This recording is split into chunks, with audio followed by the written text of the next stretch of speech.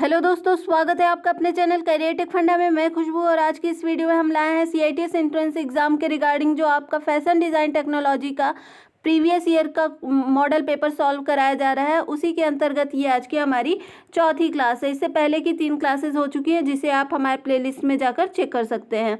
और अगर आपने अभी तक हमारे चैनल को सब्सक्राइब नहीं किया है तो ज़रूर से सब्सक्राइब कर लीजिए आगे ऐसी ही क्लासेस और CITS से जुड़ी हर एक अपडेट सबसे पहले पाने के लिए। तो आइए वीडियो को स्टार्ट करते हैं और आज का हमारा पहला क्वेश्चन है, रेडीमेड ट्रिमिंग में निम्न वस्तु सम्मिलित नहीं है। तो रेडीमेड ट्रिमिंग क्या होती है कि पहले तो आप ये जानिए कि ट्रिमिंग क्या होती है ना। ट्रिमिंग क्या होती है, तो जैसा कि आपको पता है कि सिलाई क्या है, सिलाई क्या है, एक कला है। सिलाई में कपड़े को डिज़ाइन करके उसे अलग अलग डिज़ाइन में कट करके सिल करके नई नई डिज़ाइंस बनाई जाती हैं, तो ये एक कला है। अब कपड़ों में जो ऐसे आपका सादा से सादा कपड़ा है उसमें आप कैसे लोगों को आकर्षित कर सकते हैं, उसमें कलरफुल धागों का यूज करके, ठीक है, कलरफुल धागों का यूज करके, और क्या उसमें फैंसी बटन्स का यूज करके, है ना, फैंसी बटन का यूज करके, लेस का यूज करके, ठीक है, और क्या आप लटकन का यूज करके,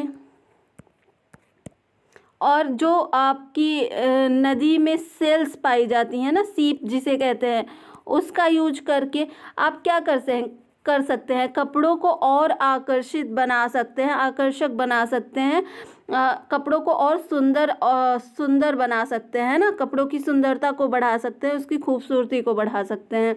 तो ये जो सारी एसेसरीज हैं इसी को क्या बोलते हैं, ट्रिमिंग कहते हैं, ठीक है, ट्रिमिंग कहते हैं। इन सारी एसेसरीज का यूज करके कपड़ों को बनाना क्या कहलाता है, ट्रिमिंग कहलाता है ना। तो और इसमें और क्या आता है, मोटिफ भी आता है, ठीक है, मोटिफ आता है, पाइपिंग भी आता है।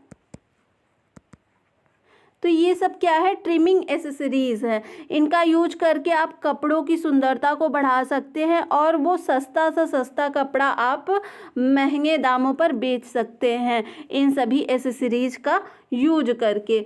अब हम बात कर लें, ये ट्रिमिंग मटेरियल हो गया। अब ट्रिमिंग होती कितने टाइप की है, तो ट्रिमिंग की अगर हम बात करें कि ट्रिमिंग कितने टाइप की होती है, तो ट्रिमिंग आपकी 2 टाइप की होती है। ये 2 टाइप कौन कौन सी है, एक तो है आपका सेल्फ मेड ट्रिमिंग, ठीक है, सेल्फ मेड ट्रिमिंग, और दूसरा क्या है, दूसरा है आपका रेडीमेड ट्रिमिंग, ठीक है, दूसरा क्या है, रेडीमेड ट्रिमिंग, ठीक है।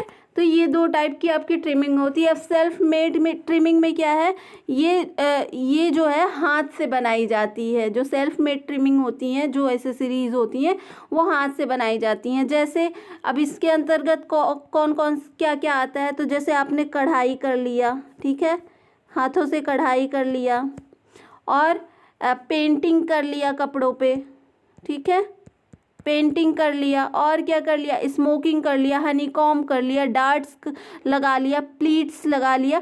तो ये सारी चीज़ें क्या हुई, आप कपड़ों पे डिज़ाइन किए, तो ये सेल्फ मेड कहलाएंगी। अब वहीं हम रेडीमेड ट्रिमिंग की बात करें तो जो आप बाज़ार से लाते हैं, है ना, जो आप बाज़ार से लाते हैं, जैसा कि हमने अभी जितनी भी चीज़ें बताया कि लेस हो गया, ठीक है, लेस हो गया, रिबन हो गया, लटकन हो गया, और क्या हो गया, सेल्स भी, जो सीप होती है उसे भी ले लीजिए, ठीक है। तो ये सब मोटिफ को ले लीजिए। तो ये सब बाज़ार में बने बनाए मिलते हैं, आप इसको बस ख़रीद के कपड़ों पे अटैच कर दीजिए अपने अकॉर्डिंग। तो ये जो एसेसरीज़ है ये क्या है, रेडीमेड है, और ये क्या कहलाएंगी, रेडीमेड ट्रिमिंग कहलाएंगी, ठीक है। तो यहाँ पे वही क्वेश्चन पूछ रहा है कि रेडीमेड ट्रिमिंग में निम्न वस्तु सम्मिलित नहीं है, इनमें से ऐसा कौन सा है जो रेडीमेड ट्रिमिंग के अंदर नहीं आता है। तो रिबन मैंने बताया, रिबन आपका रेडीमेड ट्रिमिंग में आता है, मोटिव भी रेडीमेड में आता है, लेस भी आता है। जो हनी कॉम्ब होता है, हनी कॉम्ब क्या होता है, आपका सेल्फ मेड ट्रिमिंग में आता है, ठीक है। हनी कॉम्ब क्या है, सेल्फ मेड ट्रिमिंग के अंतर्गत आता है, ठीक है। तो यहाँ से ऑप्शन नंबर आपका ए सही हो जाएगा। नेक्स्ट क्वेश्चन की ओर चलते हैं। कटिंग के समय किस वस्त्र में गलती होने पर सुधार के लिए डैश का प्रयोग करके जो है सुधार किया जा सकता है। तो किसका यूज करके आप जो है कटिंग अगर आपकी गलत हो गई है तो किसका यूज करके आप कपड़े को सही कर सकते हैं। तो यहाँ पर आप लेस या फीता का यूज कर सकते हैं। अगर आपकी थोड़ी बहुत कपड़ों की कटिंग में गलती हो गई है तो आप उन जगहों पे लेस, मतलब आजकल तो कितने डिज़ाइंस में लेस आ गए हैं, है ना, अच्छे अच्छे डिज़ाइंस में, तो आप उसका यूज करके आप उस गलती को सुधार सकते हैं और कपड़ा आपका खूबसूरत भी दिखने लगेगा। तो यहाँ से ऑप्शन नंबर सी सही हो जाएगा। नेक्स्ट क्वेश्चन, पाइपिंग डैश द्वारा बनाई जाती है। बताइए पाइपिंग किसके द्वारा बनाई जाती है, पाइपिंग का यूज कहाँ किया जाता है। जैसा कि मतलब कि जो लेडीज़ के कपड़े होते हैं ना, जो सूट होता है या आप कह लीजिए ब्लाउज़ होता है, ठीक है, तो उन पे क्या होता है कि आप पाइपिंग करते हैं, जैसे नेक लाइन पे पाइपिंग करते हैं। तो पाइपिंग क्या होता है, उरेब कपड़े की पट्टी जो होती है उससे बनाया जाता है। तो यहाँ पर आपका ऑप्शन नंबर सी सही हो जाएगा, पाइपिंग उरेब कपड़े की पट्टी द्वारा बनाई जाती है। नेक्स्ट क्वेश्चन की ओर चलते हैं। लेस डैश कपड़े से बना एक ट्रिमिंग मटेरियल है। लेस किसके द्वारा बना होता है, तो आप सूती कपड़े का भी लेस देखे होंगे, रेशमी कपड़े का भी होता है और नायलॉन जो फैब्रिक होता है उसका भी लेस बनाया जाता है। तो उक्त सभी मतलब सभी ये जो जितने भी फैब्रिक्स दे रखे हैं उन सभी से आप लेस बना सकते हैं, ठीक है।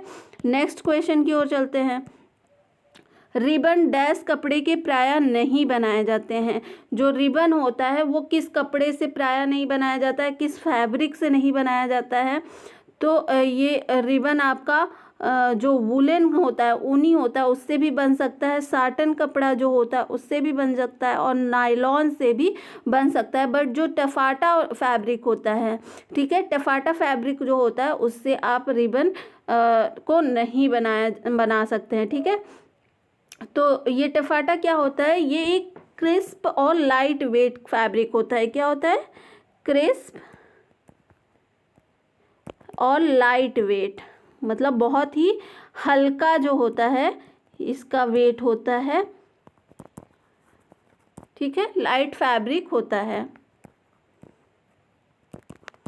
और ये क्या होता है, ये फैब्रिक टच करने में बहुत ज़्यादा स्मूथ टेक्सचर देता है। मतलब इसका एक साइड आप इसको अगर टच करेंगे हाथों से तो कैसा होता है, बहुत स्मूथ होता है। और ये जो टफाटा फैब्रिक होता है वो कई जो है मटेरियल से मिलाकर बना होता है, ठीक है, मिलकर बना होता है। तो यहाँ से ऑप्शन नंबर ए सही हो जाएगा। जो टफाटा फैब्रिक होता है उस कपड़े से आप रिबन नहीं बनाते हैं। नेक्स्ट क्वेश्चन की ओर चलते हैं। नेक्स्ट क्वेश्चन क्या है कि फीते और डोरियां प्रायः निम्न रेशे की बनाई जाती हैं। जो फीता और डोरी होता है वो किस रेशे से बनाया जाता है, तो वो सूती से भी बनाया जाता है, रेशमी से भी बनाया जाता है और नायलॉन से भी बनाया जाता है, ठीक है। तो यहाँ से ऑल ऑफ द अबव, यानी फीते और डोरियां आपके सूती फैब्रिक से भी बनते हैं, कॉटन फैब्रिक से भी, रेशमी से भी और नायलॉन से भी बनते हैं। नेक्स्ट क्वेश्चन की ओर चलते हैं। फैंसी बटन डैश मटेरियल के बनाए जाते हैं। जो फैंसी बटन्स होते हैं जो आप कपड़ों पे मतलब कि कपड़ों पे लगाते हैं, शर्ट पे लगा सकते हैं और अपने जैसे आपने ठंडी के दिनों में स्वेटर्स होते हैं, फैंसी स्वेटर्स होते हैं, तो उस पर फैंसी बटन्स का काफ़ी यूज किया जाता है। तो फैंसी बटन डैश मटेरियल के बनाए जाते हैं। तो ये एल्युमिनियम के भी बन सकते हैं, चंदन के भी बन सकते हैं, धातु यानी मेटल्स के भी बन सकते हैं और ये मतलब इन तीनों ही जो मटेरियल्स हैं उनसे आप बटन, फैंसी बटन बना सकते हैं। नेक्स्ट क्वेश्चन की ओर चलते हैं। रेशमी धागा प्रायः कढ़ाई के लिए तथा डैश कार्य में प्रयोग किया जाता है। जो रेशमी धागा होता है वो कढ़ाई के लिए और किस कार्य के लिए आप इसका यूज कर सकते हैं, तो इसका यूज आप हनी कॉम्ब के लिए कर सकते हैं, ठीक है। रेशमी धागा प्रायः कढ़ाई तथा हनी कॉम्ब कार्य में प्रयोग किया जाता है। हनी कॉम्ब क्या है? हनी कॉम्ब, हनी मतलब क्या होता है? मधुमक्खी। हनी कॉम्ब मधुमक्खी के छत्ते की डिज़ाइन यहाँ पर बनाई जाती है, ठीक है। किसकी डिज़ाइन बनाई जाती है? मधुमक्खी के छत्ते की डिज़ाइन, ठीक है, कपड़ों पर बनाई जाती है।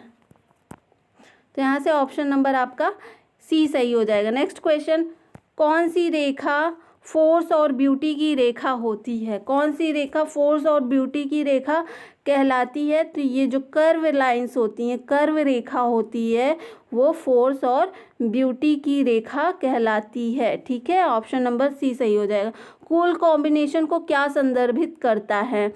बताइए, कूल कॉम्बिनेशन को कौन सा रंग संदर्भित करता है? तो जो ग्रे और नीला होता है वो क्या कहलाता है? ठंडे कलर के जो है अंतर्गत आता है, ठीक है। कूल, तो ये कूल कॉम्बिनेशन ग्रे और नीला कहलाएगा। और बाकी सभी क्या है?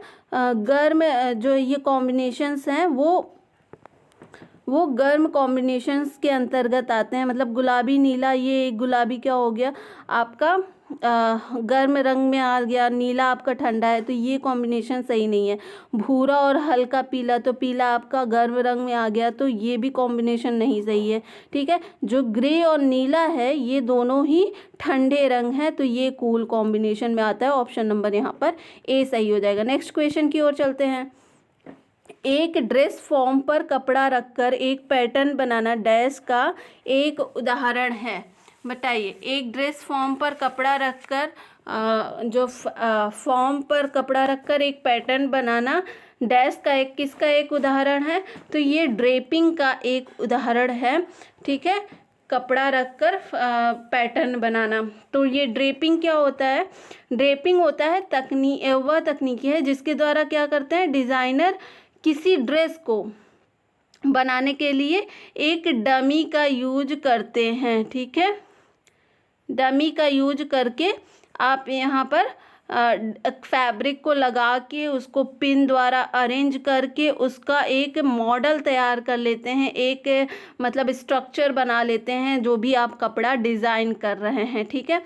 फिर तो उस डमी पर जो कपड़ा आप सैंपल रख रहे हैं, लगा रहे हैं और उसकी सहायता से आप ड्रेस को डिज़ाइन कर रहे हैं, तो ये क्या कहलाता है? ये पूरा प्रोसेस आपका ड्रेपिंग कहलाता है। जैसा कि आपने देखा होगा यूट्यूब वगैरह पे कपड़ों को डिज़ाइन करते हुए क्या करते हैं, जो नेट वाले कपड़े होते हैं उसको क्या करते हैं, एक डमी पर, मतलब एक डमी होता है, पुतला होता है, उस पर मतलब डिज़ाइन में आप लगा के नेट पे उस पर पिन अप कर देते हैं, ठीक है। देन उसको फाइनल, उसका जब पूरा बन जाता है फिर उसको सिलाई करके उस ड्रेस को तैयार करते हैं। तो ये डमी पे जो कपड़ा आप पैटर्न लगा रहे हैं वही क्या कहलाता है? ड्रेपिंग कहलाता है। ऑप्शन नंबर बी सही हो जाएगा। नेक्स्ट क्वेश्चन की ओर चलते हैं। एक मॉडल पर परखने के लिए प्रोटोटाइप निर्मित करने का क्या उद्देश्य होता है? तो ये फिट और डिज़ाइन जांचने के लिए, ठीक है। मॉडल पर जो आप प्रोटोटाइप निर्मित करते हैं वो किस लिए करते हैं? तो उस मॉडल का फिट और डिज़ाइन चेक करने के लिए किया जाता है। ऑप्शन नंबर यहाँ पर बी सही हो जाएगा। नेक्स्ट क्वेश्चन, पैटर्न बनाने के लिए मौजूदा परिधान का प्रयोग करना डैश का एक उदाहरण है। तो ये पैटर्न बनाने के लिए मौजूदा परिधान का उपयोग करना डैश का एक उदाहरण है। किसका एक उदाहरण है? आप जो मौजूदा परिधान है उसका उपयोग करके अगर बना रहे हैं तो ये रिवर्स इंजीनियरिंग का एक उदाहरण है, ठीक है। रिवर्स इंजीनियरिंग का ऑप्शन नंबर यहाँ पर सी सही हो जाएगा। रिवर्स इंजीनियरिंग क्या है कि आप किसी मतलब जो आपके पास ड्रेस है उसका यूज करके आप कुछ नया डिज़ाइन उस ड्रेस में बना रहे हैं, तो ये क्या कहलाता है? रिवर्स इंजीनियरिंग कहलाता है। नेक्स्ट क्वेश्चन की ओर चलते हैं। किसी परिधान में आकार देने के लिए क्या प्रयोग किया जाता है? तो किसी परिधान में आप जो है आकार देने के लिए यहाँ पर किसका प्रयोग करते हैं? हेम का यूज करते हैं, ठीक है। सॉरी, यहाँ पर किसी परिधान में आकार देने के लिए डर्ट्स का यूज करते हैं। ठीक है, डर्ट्स का यूज करते हैं, ऑप्शन नंबर सी सही हो जाएगा। और डर्ट्स क्या है, डर्ट्स क्या होता है कि सिलवटों को आकार देकर कपड़े सिलने की प्रक्रिया, मतलब कपड़ों पर ऐसी सिलवटें बनाते हैं जिससे क्या हो, एक पॉइंट पे आकर ये जो सिकुड़न है वो आके टिक जाए। ठीक है, तो ये क्या कहलाता है, डर्ट्स कहलाता है। और ये डर्ट क्या होता है, प्रायः महिलाओं के कपड़ों पर बनाया जाता है। ठीक है, तो यहाँ पर ऑप्शन नंबर सी सही हो जाएगा, जैसे कि चोलियाँ बनाना। नेक्स्ट क्वेश्चन की ओर चलते हैं। कंप्यूटर सिस्टम सॉफ्टवेयर जिसका उपयोग वस्त्र, फैशन और परिधान डिज़ाइन के लिए किया जाता है उसे कहते हैं। कौन सा ऐसा कंप्यूटर सॉफ्टवेयर है, सिस्टम सॉफ्टवेयर है जिससे वस्त्र जो है डिज़ाइनर कपड़े वगैरह डिज़ाइन करते हैं? तो जो कैड है, इस सॉफ्टवेयर का यूज किया जाता है, इस कंप्यूटर सॉफ्टवेयर का यूज किया जाता है कपड़ों के डिज़ाइन के लिए। तो कैड क्या है, कैड का अगर फुल फॉर्म आपसे एग्ज़ाम में पूछ लेता है तो ये क्या है, कंप्यूटर एडेड डिज़ाइन। ठीक है, design, C for computer, A for aided और डी फॉर डिज़ाइन। ठीक है, कंप्यूटर एडेड डिज़ाइन में क्या होता है, इस सॉफ्टवेयर में किसी भी डिज़ाइन या किसी भी आपका जो फैब्रिक है, जो भी डिज़ाइन का फैशन मतलब कपड़ों का फैशन डिज़ाइन है, उसका 3D पिक्चर डिज़ाइन करना। ठीक है, फिर उसको डिज़ाइन करने के बाद आप जो है फैब्रिक को कट करके उसके अकॉर्डिंग आप सिलते हैं। ठीक है, तो ये कंप्यूटर सॉफ्टवेयर क्या है, कंप्यूटर एडेड डिज़ाइन है। यहाँ पर ये आप इस फील्ड में भी यूज करते हैं, और जो मशीन पार्ट्स होते हैं उनको भी डिज़ाइन करने के लिए, बिल्डिंग्स वगैरह की 3D डिज़ाइन करने के लिए भी कैड सॉफ्टवेयर का यूज किया जाता है। नेक्स्ट क्वेश्चन की ओर चलते हैं। नौकरी के लिए आपकी योग्यता का सारांश डैश कहलाता है। नौकरी के लिए आप जो एक फॉर्मेट तैयार करते हैं जिसमें आप क्या क्या डालते हैं, जिसमें आप डालते हैं आपका एजुकेशनल क्वालिफिकेशन। ठीक है, एजुकेशनल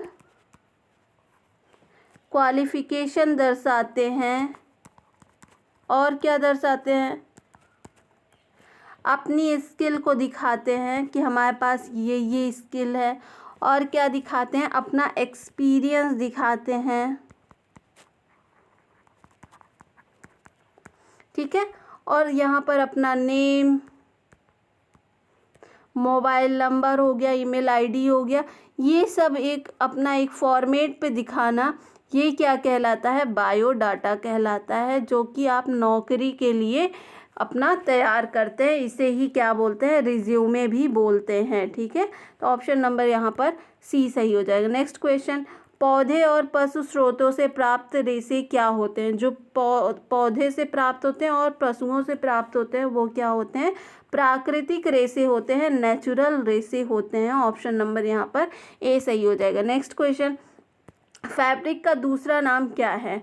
जो फैब्रिक होता है उसको और क्या कहते हैं, तो कपड़े को ही फैब्रिक कहते हैं। ऑप्शन नंबर सी सही हो जाएगा। नेक्स्ट क्वेश्चन, पोशाक की दिखावट में वृद्धि करने के लिए कपड़े में जोड़ी गई वस्तुएं क्या कहलाती हैं? जब किसी आप कपड़े पर आप क्या होते हैं, पोशाक पर उसको आकर्षित करने के लिए, दिखावट में वृद्धि यानी आकर्षित करने के लिए आप उस कपड़े में और क्या ऐड कर सकते हैं, तो जो एसेसरीज होती हैं, एसेसरीज में जैसा कि मैंने बताया, लेस हो गया है ना, लेस हो गया, फैंसी बटन्स हो गई, और क्या मोटिफ हो गया, ये सब यूज करना क्या कहलाता है, एसेसरीज कहलाता है। इन एसेसरीज को ऐड करके आप कपड़ों के जो दिखावट में वृद्धि यानी उस कपड़े से आप लोगों को आकर्षित कर सकते हैं।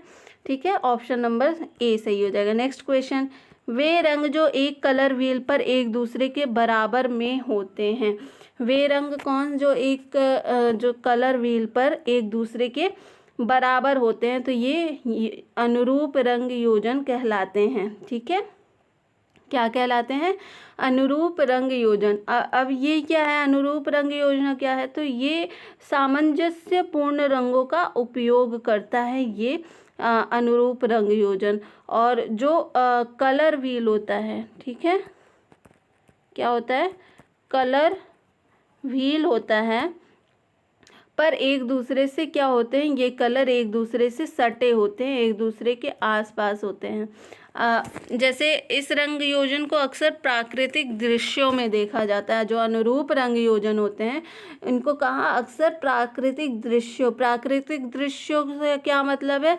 जैसे इंद्रधनुष, ठीक है, इंद्रधनुष क्या है? प्राकृतिक दृश्य है ना? इंद्रधनुष क्या है? प्राकृतिक दृश्य है, नेचुरल है, ठीक है। तो ये मतलब इंद्रधनुष में ये रंग देखा जाता है।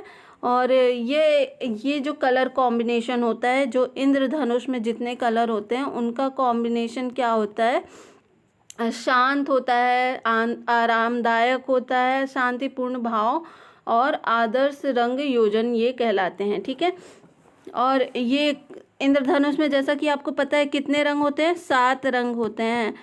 7 रंग कौन कौन से होते हैं? तो जो सबसे ऊपर होता है, हम ऊपर से स्टार्ट करेंगे, ठीक है, ऐसे 7 रंग होते हैं, ठीक है। तो ये जो सबसे ऊपर होता है पहले कौन सा होता है? लाल रंग यानी रेड कलर। दूसरे नंबर पे नारंगी यानी ऑरेंज कलर। तीसरे नंबर पर आपका पीला यानी येलो कलर। चौथे नंबर पर आपका होता है हरा, ठीक है। फिर 5वें नंबर पर क्या होता है? नीला। छठे नंबर पे क्या होता है? जामुनी जिसे इंडिगो कहते हैं। और फिर 7वें नंबर पर आपका होता है बैंगनी, जिसे आप वॉयलेट कलर भी कहते हैं, ठीक है। तो ये इंद्रधनुष के 7 रंग हैं। तो यहाँ से ऑप्शन नंबर आपका बी सही हो जाएगा, अनुरूप रंग योजन, ठीक है। नेक्स्ट क्वेश्चन, ऑब्जेक्ट या परिधान की समग्र ज्यामितीय रूपरेखा। ज्यामितीय रूपरेखा का मतलब क्या है? ज्यामितीय रूपरेखा का मतलब है आपका ज्योमेट्रिकल आउटलाइन, ठीक है। ज्यामितीय रूपरेखा का क्या मतलब है? ज्योमेट्रिकल आउटलाइन, ठीक है, को डैश के रूप में जाना जाता है। ज्योमेट्रिकल आउटलाइन को किस रूप में जाना जाता है? आकार के रूप में जाना जाता है, यानी शेप के रूप में जाना जाता है। ऑप्शन नंबर सी सही हो जाएगा। नेक्स्ट क्वेश्चन, 3 प्राथमिक रंग कौन कौन से हैं? 3 प्राथमिक रंग कौन कौन से हैं?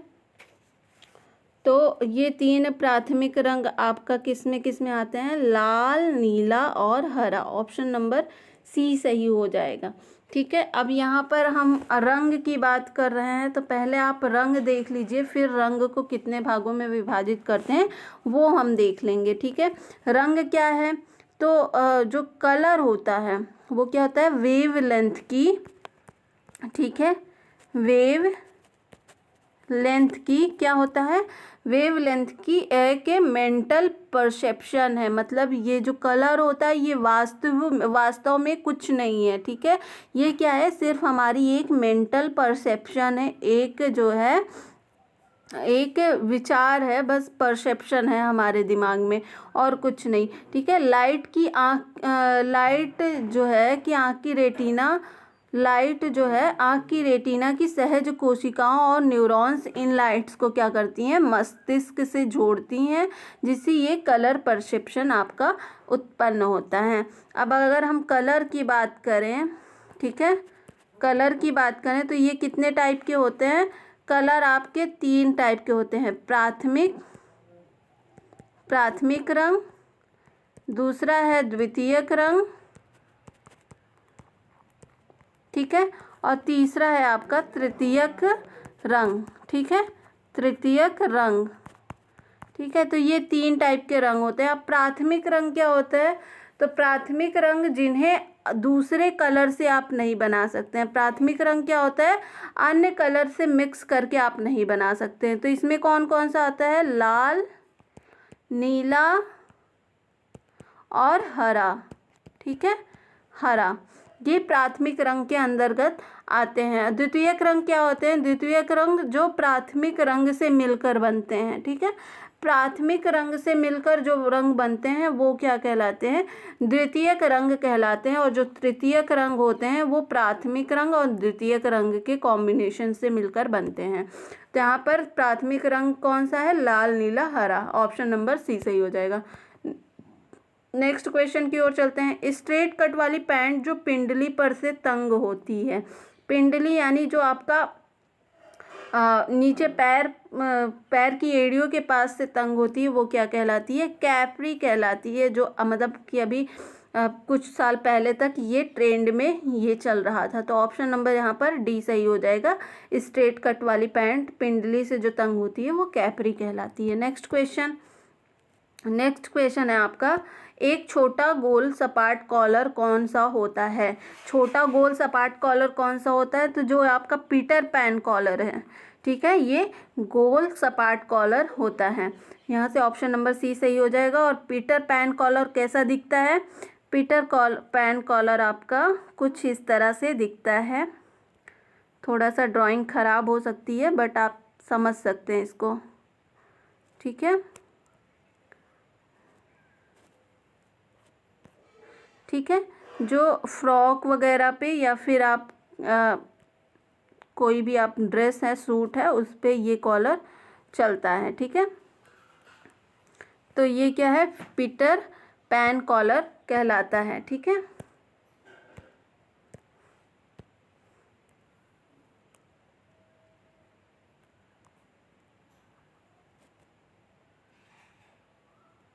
ये पीटर पैन कॉलर कहलाता है।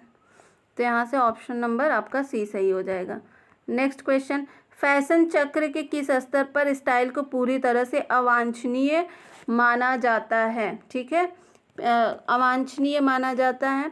तो ये कौन सा? अप्रचलन, मतलब जो प्रचलन में नहीं है वो जो है पूरी तरह से अवांछनीय माना जाता है। ऑप्शन नंबर यहाँ पर ए सही हो जाएगा।